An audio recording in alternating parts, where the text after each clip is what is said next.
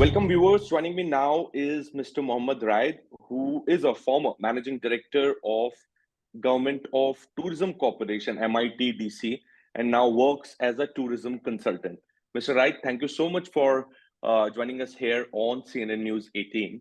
The reason that we are talking right now, Mr. Raid, is that we have been hearing stories of the tourism industry in Maldives uh, getting badly affected. Perhaps some of the tour operators in India have also cancelled taking bookings for the Maldives, and the tour operators in Maldives, they are in fact writing to them to resume the services, and in fact they are also condemning the remarks which have been made against Prime Minister Modi. So in total, India accounts for 11% of the tourism of Maldives, if I'm not mistaken. How will you do the assessment of the drop that tourism in Maldives have seen, maybe in last 3 days since this entire row has erupted? Thank you so much, Mr. Siddharth, and thank you, Channel 18, for giving me this opportunity to speak regarding the current situation about the Maldives tourism. Definitely, first of all, I would say that this is a very sad situation at this moment. So this is definitely we are starting a new year in a very chaotic situation like this. Yes, of course, all these associations. Travel agents, guest house association, yachting association, everyone has very strongly condemned this act of some of the government officials who has Yeah. passed derogatory remarks. Actually, I think derogatory is not even worth saying it. It's much worse for me saying something for an another head of state, especially His Excellency Narendra Modi ji, who is not even the Indian Prime Minister, but it's a global leader. So the whole world accepts as a global leader. So passing on such a remarks is something beyond out of the dictionary, actually, I would say. So coming back to your question, yes, definitely, India is one of our closest neighbors, depending on several needs. And tourism, even though I think your question was based on the numbers, 11%. I think it is not the matter of 11%, to be very frank, because 11% with my statistics, it's around I would say 180 or 200,000 people, tourists, which has arrived last year. But it is the damage that has created to this brand, actually, Mr. Siddharth. Maldives is a brand. It's a brand of tourism, and we have reached the jewel in the crown of this tourism industry for within the past 50 years, and with only 60 odd thousand beds, Mr. Siddharth. So actually, it is not the matter of 11% or 10% or 15%. It is the matter of the damage that has created to this brand, actually, and that will cost in billions, in billions. We have overcome all these terrible situation that has happened in the past.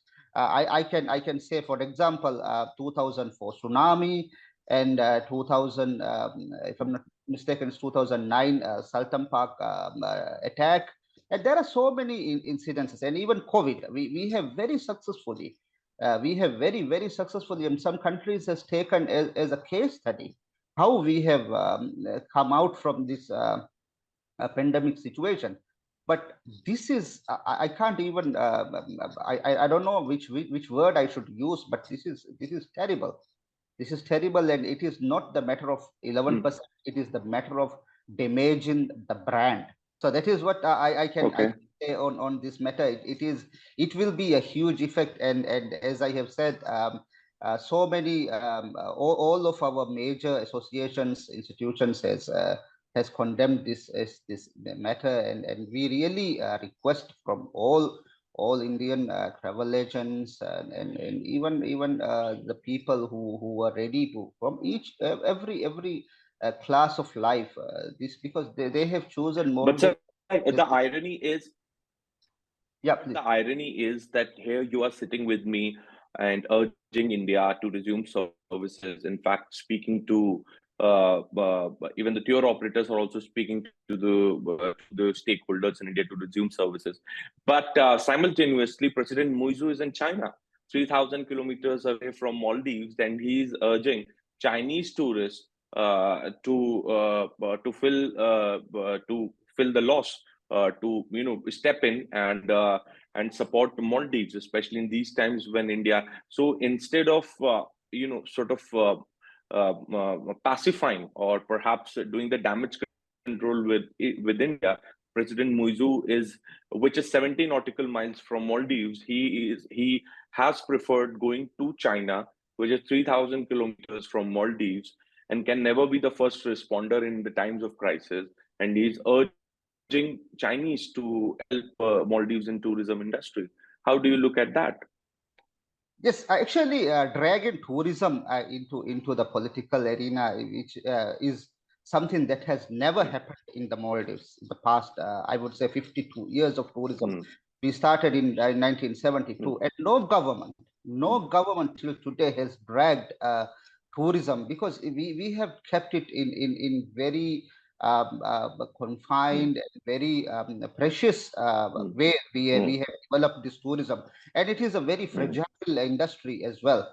So dragging this the whole industry into the political game is something that nobody, no leader, or even no citizen of this Maldives. I still remember last month I was in Uzbekistan, and I was given our success story in Uzbekistan.